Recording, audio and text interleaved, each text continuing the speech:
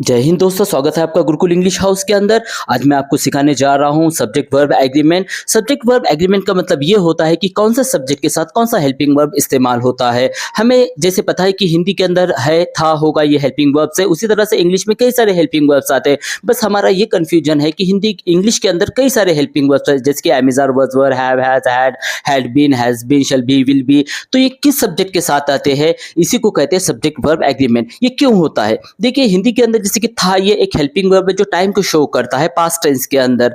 हमें लगता है कि हिंदी में बस एक ही हेल्पिंग वर्ब है, लेकिन ऐसे नहीं होता है। आप अगर गौर करोगे तो आपको समझ में आएगा, जैसे कि वो जा रही थी, वो जा रहा है, वो जा रहे थे। ये थी, था और थे, ये जो फॉर्म्स है था के, इसी तरह से इंग्लिश में भी फॉर्म्स होते हैं हेल्पिंग वर्ब्स के, जिसकी वर्स और वर है।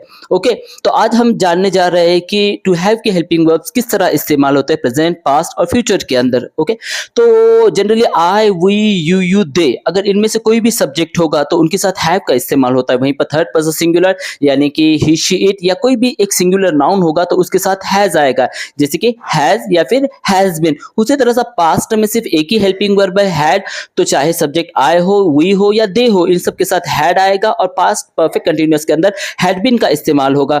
वहीं पर विल के अंदर जो है तो हैव का इस्तेमाल होगा, जैसे कि विल हैव, शैल हैव, चाहे फिर शैल हैव बीन हो या विल हैव बीन हो। आपको सिर्फ इसमें एक ही चीज याद रखना है, टू हैव के हेल्पिंग वर्ब जब आप इस्तेमाल करते हो तो आपको बस इतना याद रखना है कि हर जगह पर सिर्फ हैव ही आएगा। सिर्फ अगर सब्जेक्ट थर्ड पर्सन सिंगुलर है यानी कि ही, शी, इट या फिर कोई भी एक सिंगुलर नाउन हो, जैसे कि राम, जैसे कि सीता, तो इनके साथ हैज आएगा या फिर हैज बीन आएगा और उसके साथ आईएनजी आएगा। इसी को कहते हैं सब्जेक्ट वर्ब एग्रीमेंट। तो सिंपली हमने जाना कि किस सब्जेक्ट के साथ कौन सा हेल्पिंग वर्ब इस्तेमाल होगा। अगर हम इसमें मिस्टेक करते तो किस तरह से फील होता है, जैसे कि इंग्लिश के अंदर मैं ये कहूँ कि वो जा रही था, तो हमें यहाँ पर मिस्टेक फील होती है। उसी तरह से अगर कोई बंदा अगर वजवर के इस्तेमाल में अगर मिस्टेक करता तो इंग्लिश में वो उसी तरह से साउंड होता है। इसी तरह के डेली अपडेट्स को अगर आपको जानना है तो सब्सक्राइब कीजिए गुरुकुल इंग्लिश हाउस को, जहां पर आपको कंप्लीट कोर्स मिलेगा, वो भी फ्री ऑफ कॉस्ट। जय हिंद।